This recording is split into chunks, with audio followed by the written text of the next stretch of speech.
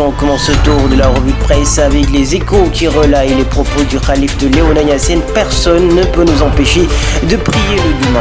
Le calife maintient le discours de sa première sortie et appelle les talibés à venir prier vendredi prochain. Dans une nouvelle vidéo qui circule actuellement sur Facebook, le calife général de Léona Niassène est revenu sur sa récente sortie en déclarant que celle-ci a été créée de toutes pièces à son détriment. Accusé, dit-il, avoir reçu la somme de 10 millions de francs CFA, Cheikh Ahmed Tidjane Niasse Oumaïma balaye d'un revers de main ses allégations et donne rendez-vous à ses fidèles vendredi prochain à la grande mosquée pour les besoins de la prière. Le calife de Léona Niassène a ainsi invité l'ensemble des membres de sa famille à s'unir et à porter le flambeau de leur grand-père El Hadji Abdoulaye Niasse pour le triomphe de l'équité et de la justice. Tout a commencé lorsque Touba et Medina Gouna sont bravé les interdits, que d'autres se sont permis à le faire à leur tour, et ça se complique. En tout cas, c'est ce que Direct News fait allusion dans sa une. Macky Sall face à une équation à plusieurs inconnus. Sud Quotidien, quant à lui, nous parle de l'annonce de la réouverture des lieux de culte par le président Macky Sall. Toujours dans le contexte de cette annonce, le président Macky Sall s'adresse à la nation mardi. Le président de la République Macky Sall s'adressera à la nation sénégalaise ce mardi 12 mai 2020 à 20h, apprend-on des sources concordantes. Le chef de l'État se prononcera sur la situation de la pandémie du Covid-19 au Sénégal, sa propagation qui inquiète de plus en plus avec l'augmentation du nombre de décès et la gestion. Ce discours intervient dans un contexte marqué par de vives contestations par rapport à la gestion de la pandémie du coronavirus et du fonds force Covid-19, jusque-là critiqué par une frange de la population, les activistes notamment. 11 mars 1918, de nouvelles photos de Serigne Touba découvertes, les spécialistes confirment. Gros débat autour de nouvelles images où l'on apercevrait Serigne Touba. Depuis quelques jours, des images circulent sur les réseaux sociaux faisant état d'autres photos du Cheikh Ahmadou Bamba, fondateur du mouridisme. Les photos sont confirmées, c'est bel et bien Ahmadoul Khadim selon les différents intervenants lors d'un débat sur Touba TV. Il y avait notamment la présence d'informaticiens, des techniciens en images, de spécialistes en photo, des marabouts Mbaki, du Yaourigne Mbaki Faye entre autres. Pour rappel, l'auteur du texte qui a initié ce débat notait que ces images étaient prises par un clan français présent lors de la pose de la première pierre de la mosquée de Diourbel le 11 mars 1918. On reste toujours à Touba où la police a attaqué en plein couvre-feu selon Source A. Des jeunes ont attaqué hier nuit les policiers en patrouille dans le quartier Guédé. Les jeunes voulaient s'opposer à la présence des policiers dans leur quartier. Un policier a été blessé et une jeune a été aussi arrêtée. Après le départ des jeunes, une centaine de jeunes y est sortie pour jubiler dans les rues du quartier. Expression coranique d'Ahmed Khalifa Niasse recadrée par le professeur Mohamed Sako. C'est sur la CNTV. La séquence n'a donc pas échappé aux Sénégalais, faisant allusion à une expression coranique qu'il attribue à l'appareil génital de la femme. Non, son détour, Ahmed Khalifa Niasse en aura choqué plus d'un. Ses co-débatteurs en premier. Toutefois, le professeur Mohamed Sako n'est pas d'accord avec lui. Président de Islamic Cultural Foundation of America, basé à New York, il a tenu à recadrer le débat.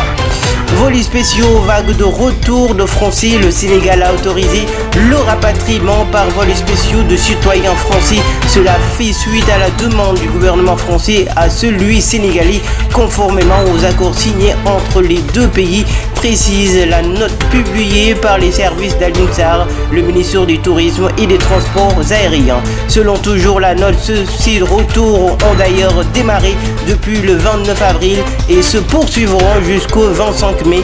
Préciser que le Sénégal a décidé de prolonger la fermeture de ses frontières aériennes jusqu'au 31 mai prochain du fait de la pandémie du coronavirus. On avait prévu d'ouvrir les frontières aériennes ce 17 avril, mais finalement c'est reporté au 31 mai, avait signalé la tutelle. La réouverture des classes suicidaires, sauver des vies vaut mieux que sauver une année. Les écoles qui ont été fermées pour lutter contre le Covid-19 seront rouvertes le 2 juin prochain. Une décision prise par les autorités étatiques pour sauver l'année scolaire. Ce malgré la hausse à une vitesse exponentielle de la maladie au Sénégal. Mais la Force nationale des enseignants pour le renouveau de l'éducation et contre ces décisions qu'il qualifie même de catastrophe. Ainsi, dans un communiqué, elle alerte les parents d'élèves en leur demandant de ne pas laisser leurs enfants aller à l'école à date échue. Vu le contexte actuel, la FNR considère que cette décision est suicidaire dans la mesure où la chaîne de contamination a fini de ramifier ses tentacules un peu partout à travers le pays. Plus de 1000 lits occupés, le Sénégal a dépassé hier le cap des 1000 patients qui ont présentement dans les centres de traitement épidémiologique. Le décompte fait hier par Dr Ali Ouali Diouf, 1040 patients sont actuellement en traitement dans les hôpitaux. Les Sénégal qui n'est pas loin des 1800 cas comptés jusqu'à hier, 1709 cas positifs, 650 patients sont guéris, mais malheureusement 19 personnes sont décédées, dont 5 dans le week-end. Le pire bilan depuis le début de cette pandémie et qui donne à quoi s'inquiéter, repris par plusieurs presses comme critiques qui nous parlent de ronde funèbre dans le week-end. Libération de son côté titre le Covid dans tous ses états. Nouveau contrat, Liverpool veut bétonner Sadio Mané. Liverpool veut blinder son international sénégalais. Les Reds pourraient faire signer à Sadio Mané un nouveau contrat. Les récentes performances y sont pour beaucoup, même si quelques rumeurs ont circulé durant le mercato d'hiver. Sadio Mané est resté à Liverpool, mais nul ne doute lors du prochain été, l'international sénégalais sera très courtisé par de grandes équipes européennes.